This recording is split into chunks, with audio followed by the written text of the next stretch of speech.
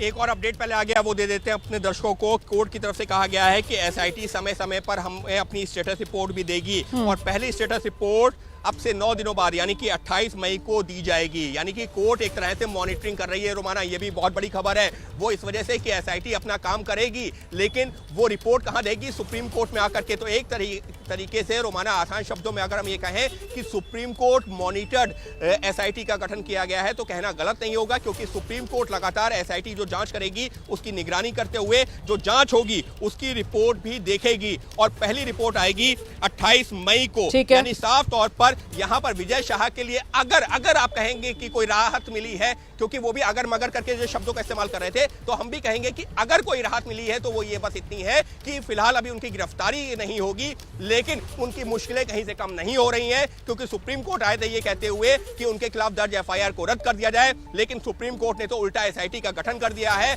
और कहा है कि वो निष्पक्ष तरीके से इस मामले में जांच करे और जो भी जो है जांच करेगी उस बारे में सुप्रीम कोर्ट को बताना होगा। तो निश्चित तौर पर एक तो फटकार लगी है विजय शाह को उनके बयानों को लेकर के, और दूसरी तरफ कोर्ट ने साफ तौर पर एसआईटी का गठन करके संदेश दे दिया है कि जांच एजेंसी को निष्पक्ष तरीके से काम करना होगा, क्योंकि सुप्रीम कोर्ट देखेगी कि जांच एजेंसी ने किस तरह से अपनी जांच को आगे बढ़ाया और क्या कार्रवाई की है। और मामले की जो स्टेटस रिपोर्ट है वो 28 मई तक सुप्रीम कोर्ट में देनी होगी एसआईटी को। जी, इस वक्त की बड़ी खबर आपको बता दें, मंत्री विजय शाह एफआईआर रद्द कराने के लिए सुप्रीम कोर्ट पहुंचे थे, लेकिन अदालत की तरफ से मंत्री को फिर से फटकार लगी है। अदालत ने मंत्री की माफी को अस्वीकार करते हुए इस पूरे मामले में निष्पक्ष जांच के लिए एसआईटी का गठन करने की बात कह दी है।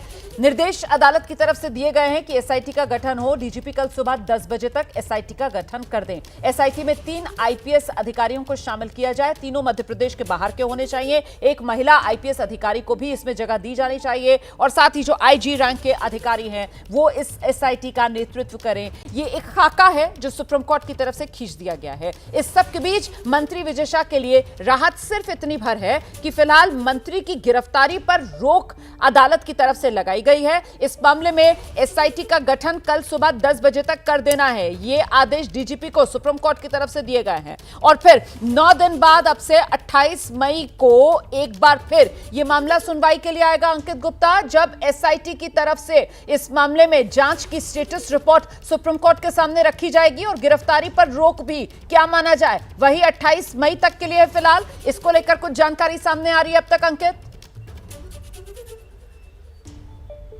अभी फिलहाल आदेश में ये कहा गया है कि 28 मई तक की स्टेटस रिपोर्ट देनी है, लेकिन अगली सुनवाई 28 को होगी या उसके कुछ दिनों बाद, ये अभी देखना होगा, क्योंकि सुप्रीम कोर्ट में फिलहाल अभी वैकेशंस भी चल रही हैं। लेकिन कुल मिलाकर के जो है रोमाना इस वक्त के लिए बड़ी खबर यही है कि विजय शाह जो कि सुप्रीम कोर्ट आए थे ये उम्मीद लेकर के कि उनके खिलाफ जो दर्ज एफआईआर है वो रद्द हो जाएगी, उल्टा उनकी मुश्किलें बढ़ गई हैं, क्योंकि एफआईआर तो रद्द नहीं होगी, उल्टा एसआईटी का गठन कर दिया है और सुप्रीम कोर्ट एक तरह से खुद उसकी जो कार्रवाई को मॉनिटर करेगा। और सुप्रीम कोर्ट ने जांच एजेंसी से साफ कह दिया है, अधिकारियों से कह दिया है कि आपको निष्पक्ष तरीके से कार्रवाई करनी होगी, क्योंकि यह मामला गंभीर मामला है और जो कार्रवाई आप करेंगे उसकी स्टेटस रिपोर्ट देंगे सुप्रीम कोर्ट में। मैं रोक रही हूं आपको अंकित, मैं रोक रही हूं।